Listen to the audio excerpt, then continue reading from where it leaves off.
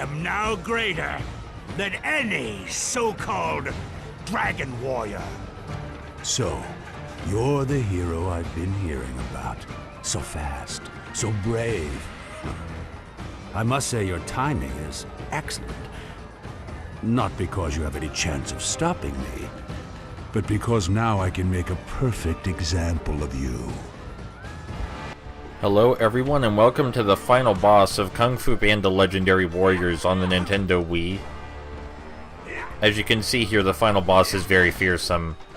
Anyway, the reason I'm playing this for you right now is because after Kick-Ass 2, I thought to myself, surely there has to be a 3D beat-em-up that's worse than Kick-Ass 2.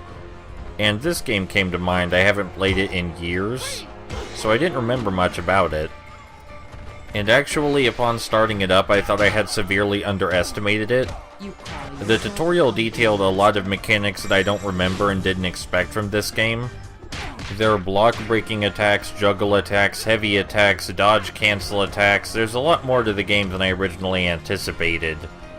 And I just remembered it as a game where you waggle the Wiimote a whole lot, but I quickly found out that that would get me killed very quickly, so I must not have played the game too far when I played it first. The game is rather repetitive as there's only one new enemy type for each stage, but it was reasonably challenging. But therein came the second problem I had while playing Kung Fu Panda Legendary Warriors. I couldn't get the controls to work for me. Everything is done with motion controls, so I couldn't perform the block-breaking move successfully no matter how many times I tried. I couldn't perform the heavy attack successfully. A lot of the moves just escaped me entirely because of the waggle controls necessary. This could easily be fixed if they let me use the classic controller or something else, but I couldn't make the controls work for me. And instead of blame this on the game, I just decided I would have to give it an undecided, give it a pass. You know, there's no way I could make a video on a game where I couldn't get the controls to work, because there could be a perfectly functional and enjoyable game beneath the surface, and I could just be doing something wrong. Something incredibly obvious that only I would get wrong or something like that. But I kept playing anyway in the hopes that I would eventually understand how it works. And, well, it turns out the game's design is broken, so it doesn't really matter if the controls work properly or not. It doesn't really matter. Because halfway through the second level, I found out that if I spam the jump attack, I can beat the game without any effort at all. Don't even need to use the regular attacks. This turns the game from reasonably challenging with confusing controls into a complete cakewalk. Just press A and waggle the Wiimote over and over. Even the final boss can't do a damn thing about it. You know, I was being really patient with Kung Fu Panda Legendary Warriors. It seemed like there was a decent game if only I could figure out the controls, but my reward for exploring it is that I have yet another beat-em-up with incredibly broken combat mechanics, where all the challenge is negated if I use one of the most basic attacks. It's great. I always used to assume that what I'm doing right here is what game developers did when they added a new mechanic. I assumed that they would go through and test it very thoroughly on every enemy type, so they could find out if it was too effective, if it wasn't effective enough, if it worked properly on every enemy, in every situation, in every level, you know, stuff like that. But now I realize that's not really realistic or even a priority when you have a budget or if you're making a licensed game. Like, I don't doubt that Artificial Mind and Movement tried to make a good game here, but they were probably plagued by an incredibly small budget and an incredibly small time frame to work with. So I don't think it's fair to place the blame solely on the developer for this oversight, but it is still an oversight and it causes problems, and I can't honestly decide if in the end this is better than Kick-Ass 2 or worse.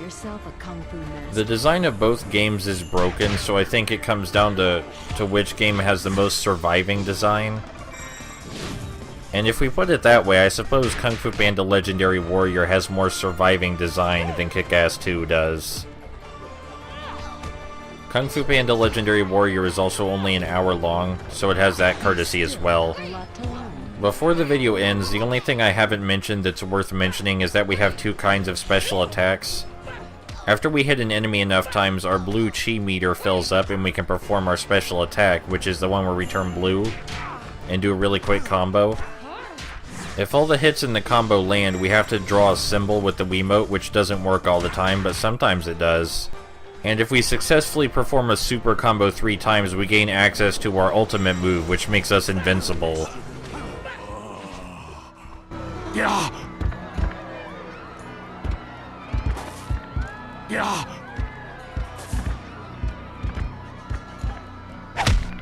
Wait! Stop! You can't beat me! Not now! It's impossible! I won't let you take my destiny a second time! No!